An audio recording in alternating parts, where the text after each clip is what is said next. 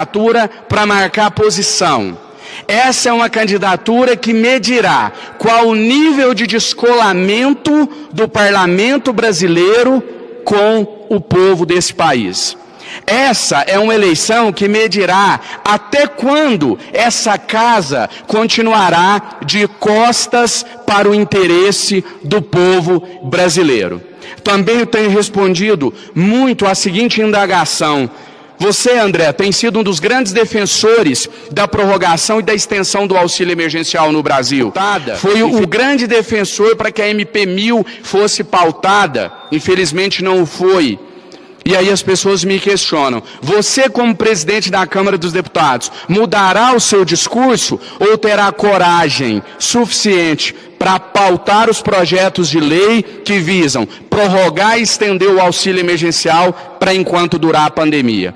Pois bem, aqui eu me dirijo a quem de fato interessa, com todo o respeito aos profissionais que aqui estão, à minha própria equipe, mas eu me dirijo a quem de fato interessa, ao povo brasileiro. E faço um compromisso com essa nação, faço um compromisso com o povo brasileiro, que se eleito for presidente da Câmara dos Deputados, no mesmo dia das eleições, no mesmo dia, horas após ser eleito, já estará pautada na primeira sessão do ano as matérias que visam a prorrogação do auxílio emergencial. Esse é o compromisso que eu faço com os mais necessitados e com o povo desse país. Me desafiaram durante muitos meses a provar de onde o país poderia tirar recursos para pagar o auxílio emergencial ao povo brasileiro. Eu provei N vezes, mas infelizmente, para uma parte da imprensa, para uma parte da opinião pública, não é interessante mostrar que um deputado de primeiro mandato, eleito com quase 180 mil votos, lá do interior de Minas Gerais, conseguiu provar, como 1 e 1 são 2, que o Brasil não está quebrado, que é possível pagar o auxílio emergencial, até mesmo um auxílio permanente, e aí, num futuro a gente se discute os valores, mas não é interessante para essa parcela da opinião pública mostrar que existe, sim, de onde se retirar os recursos financeiros necessários para pagar esse auxílio emergencial, que nada mais significa do que conceder um pouco de dignidade e esperança ao sofrido povo brasileiro. Me desafiaram e eu devolvi o desafio. Depois de provar que tinha sim de onde tirar os recursos, ou melhor, se tem de onde tirar os recursos, encaminhei as propostas ao presidente da República, Jair Bolsonaro, que infelizmente preferiu me chamar de idiota em suas redes sociais. Não conseguiu debater, não conseguiu entrar no tema e tentou me colocar como inimigo. Não sou inimigo do presidente, eu sou um amigo do povo brasileiro, eu estou do lado do povo brasileiro. Todas as matérias que vierem para essa casa, que forem de interesse do povo brasileiro, elas serão pautadas. E todas que não forem de interesse do povo brasileiro, a gente pode pautar também para se iniciar uma discussão. Não existe democracia sem discussão. Como presidente da Câmara dos Deputados, eu não vou pautar apenas aquilo que eu concorde. Eu vou pautar, inclusive, matérias que eu seja contra. Mas eu não encontrei até hoje, em 2 anos nesse parlamento, a explicação para a fuga do debate, para a covardia de setores do nosso país, para a covardia de alguns aqui no nosso parlamento que não tem coragem de olhar nos olhos do povo brasileiro e fazer um debate honesto e transparente. É muito compreensível que alguns parlamentares entendam que o auxílio emergencial não possa continuar. É compreensível o posicionamento do presidente Jair Bolsonaro. É compreensível o posicionamento do ministro Paulo Guedes. O que não é e nunca será compreensível é a falta de transparência. É a fuga do debate. Aqueles que entendem, e eu estou citando aqui o auxílio emergencial porque é isso que o povo lá fora quer saber. Essa é a causa do povo brasileiro hoje. Mas essa minha fala, ela se aplica à prisão em segunda instância, ela se aplica ao fim do foro privilegiado, ela se aplica, você pode fazer uma analogia, com toda e qualquer outra causa que o povo brasileiro aguarda por uma solução. A fuga do debate não tem justificativa. Então, os parlamentares que entendem que o auxílio vai quebrar o nosso país, que a economia não aguenta mais 3 ou 4 ou 5 ou 6 meses de auxílio, por que não debater isso no parlamento? Por que não usar a tribuna para convencer o seu eleitor, mostrar para o seu eleitor, provar para o seu eleitor com dados, como eu fiz quando eu debati no jornal Valor Econômico com um dos maiores economistas desse país, e provei que teria como sim continuar o pagamento do auxílio emergencial. Por que esses que são contra o auxílio emergencial não usam a tribuna e expliquem para a opinião pública, para a imprensa e principalmente para o seu eleitor? Olha, aqui estão as contas. O país não tem como pagar mais um auxílio. O país não tem como pagar um auxílio permanente. Por isso eu sou contra. Não. Preferem se esconder debaixo da tirania de um presidente que ignora a vontade popular. Um presidente que teve a coragem de, nos últimos dias do seu mandato, brincar com a esperança de milhões e milhões de brasileiros sem ter o que comer, sem ter emprego, sem ter renda. Num jogo de poder para mostrar para o presidente quem era o mais poderoso. Falou de mim, vou pautar amanhã MP número 1000. E pautou e logo, logo tirou de pauta. O povo brasileiro não aceita mais esse tipo de comportamento. Na democracia atual não há mais espaço para um sistema em que o povo não tem voz, em que o povo é absolutamente ignorado. Sim, eu sei que se trata de uma eleição interna.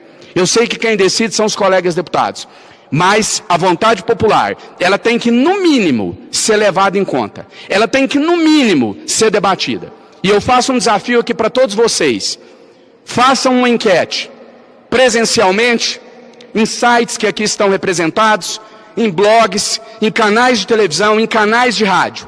Perguntem ao povo brasileiro se eles querem o sucessor de Rodrigo Maia, se eles querem o candidato do Palácio do Planalto, ou se eles querem alguém como eles, vindo do povo, sem conchavos, sem esquemas, que não possui um cargo dentro dessa casa, a não ser aqueles que o seu próprio mandato lhe concede, que não tem favores de partido, que não tem cargos em estatais, que vai ter coragem, peito, para pautar aqui dentro dessa casa o que é de interesse deles. Pergunte a eles, quem eles querem ver sentado na cadeira de presidente da Câmara dos Deputados.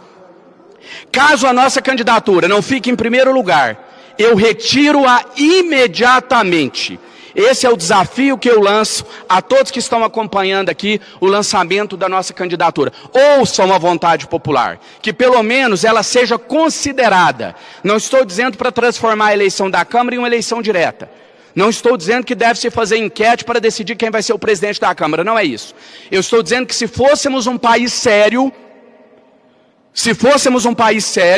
uma candidatura hipotecada, avalizada, por mais de 11 milhões de brasileiros, jamais seria ignorada. Jamais seria tratada como uma candidatura sem relevância. Alguns insistem em fingir que não ouvem a voz do povo brasileiro. Esses ficarão ilhados, sozinhos, porque a voz do povo se fará ser ouvida, de uma maneira ou de outra, seja pelas redes sociais, seja através dos novos canais de comunicação, seja na cadeira de presidente da Câmara dos Deputados, mas a voz do povo será ouvida. No mês de setembro, no dia 1º de setembro, eu fiz uma transmissão nas minhas redes sociais, que foi simplesmente a transmissão mais acessada de todo o planeta Terra. Nós ficamos como o assunto mais comentado do mundo. Não é de Brasília, não é do Brasil, não é de Minas Gerais, é do mundo. E qual que era o tema dessa transmissão? MP número 1000. Cheguei na sessão da Câmara dos Deputados, falava-se de tudo, menos da MP número 1000. Isso é virar as costas para o povo.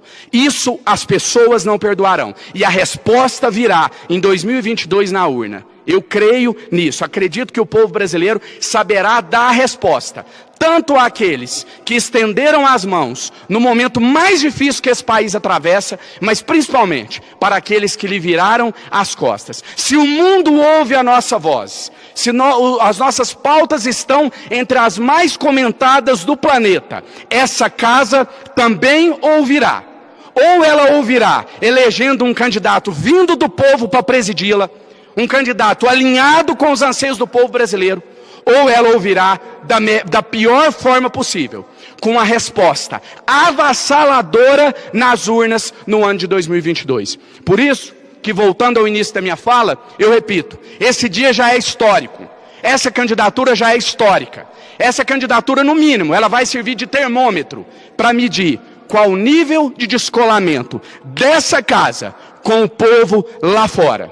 É uma pena que estejamos em plena uma pandemia, senão eu não tenho dúvida que milhares de pessoas estariam aglomeradas aqui. Tenho muito orgulho de dizer que essa candidatura não é uma candidatura minha. Ela sim é uma candidatura que pode ser justificada sob a ótica popular. É a candidatura que o povo pediu. É a candidatura que as pessoas, que o brasileiro... Muitas pessoas me questionam, a pauta da nossa campanha a pauta é o povo. Muitas pessoas, às vezes, acusam de demagogia, de sensacionalismo, de populismo. O que é povo? Defina povo. Povo é quem tem que acordar 4 horas da manhã para tirar uma ficha para o filho poder consultar no médico.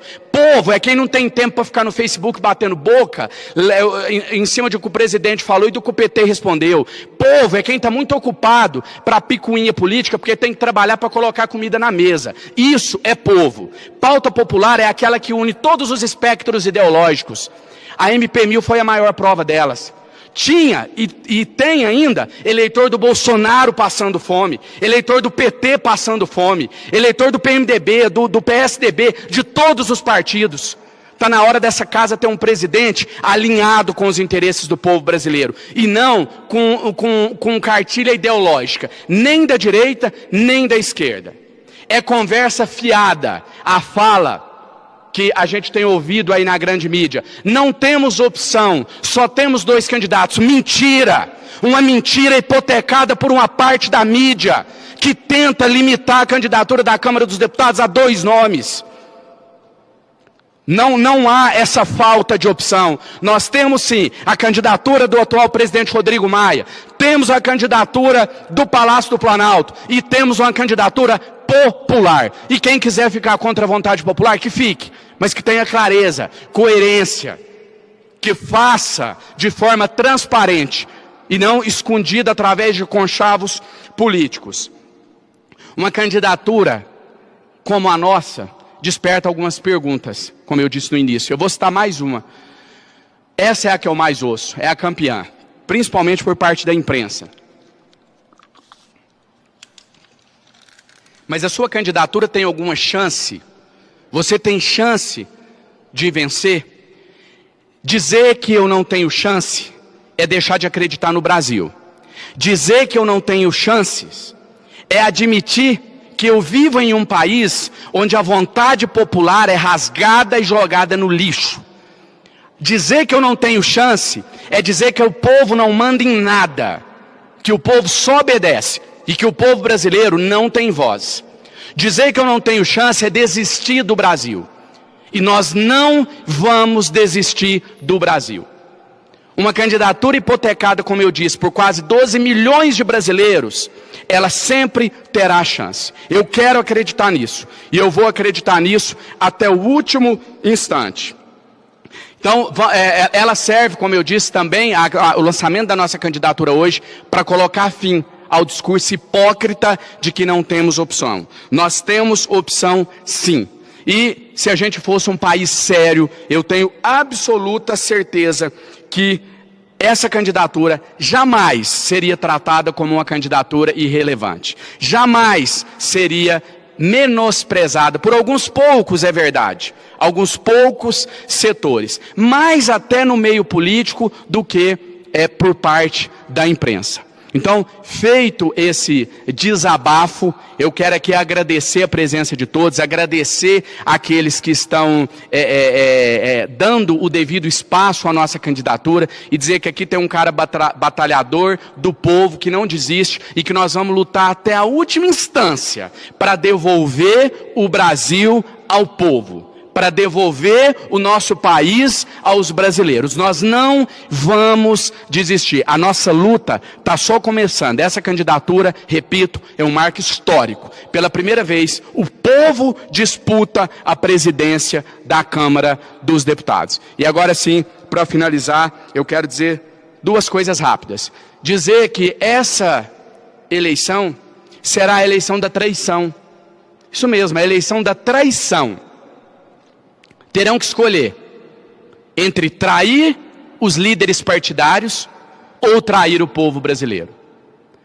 Quem optar pela segunda opção, que arque com as consequências.